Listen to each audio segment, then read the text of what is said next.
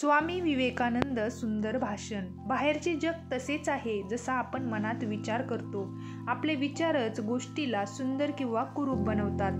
अशा सुंदर विचारांचे सामर्थ्य असणाऱ्या महान व्यक्ती ज्यांनी आपल्या विचारांनी नेहमीच आपल्याला प्रेरित केले असे आदरणीय स्वामी विवेकानंद यांना माझे विनम्र अभिवादन. 12 जानेवारी आज त्यांची जयंती.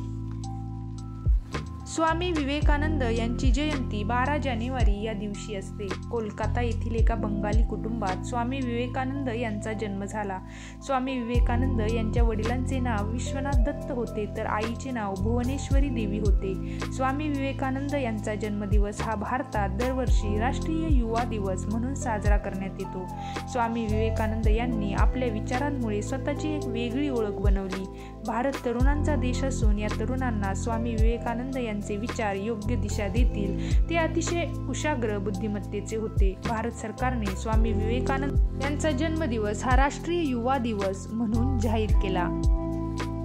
स्वामी विवेकानंदांनी संपूर्ण भारत देशात भ्रमण केले. त्यांनी खेड्यापाड्यातील अडाणी लोक बघितले, त्यांच्या अंधश्रद्धा पाहिल्या. ते लोक अर्धपोटी असत व जातीभेदाच्या जुलमाचे बळी होते. त्यांची ही अवस्था पाहून स्वामीजींना धक्का बसला. समाजाला हलवून जागे करणे किती आवश्यक आहे ही गोष्ट स्वामीजींच्या मनावर ठसून गेली. त्यांनी समाज शिक्षणाची गरज जाणली. म्हैसूरच्या राजाने त्यांच्या आवाहनाला प्रतिसाद देत राज्यात प्राथमिक शिक्षण मोफत केले. शेतकऱ्यांच्या दारापर्यंत शिक्षण पोहोचावे व जास्तीत जास्त लोक शिक्षित व्हावे अशी स्वामीजींची इच्छा होती. रामकृष्ण परमहंस त्यांचे गुरु होते. त्यांनीच त्यांना विवेकानंद हे नाव दिले. स्वामी विवेकानंदांनी जनतेच्या उद्धारासाठी रामकृष्ण मिशन व रामकृष्ण मठ स्थापन केले. त्यांनी अनेक ठिकाणी अनाथाश्रम, वसतिगृह, रुग्णालय स्थापन करून समाजसेवेचे अनमोल कार्य केले.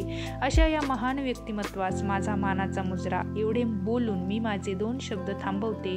जय हिंद, जय महाराष्ट्र. भाषण आवडल्यास एक लाईक नक्की करा आणि आपल्या मी मराठी या यूट्यूब चॅनलला सबस्क्राईब करायला विसरू नका. तुम्हाला कोणत्या विषयाचे भाषण हवे आहे हे आम्हाला कमेंट करून नक्की सांगा. धन्यवाद.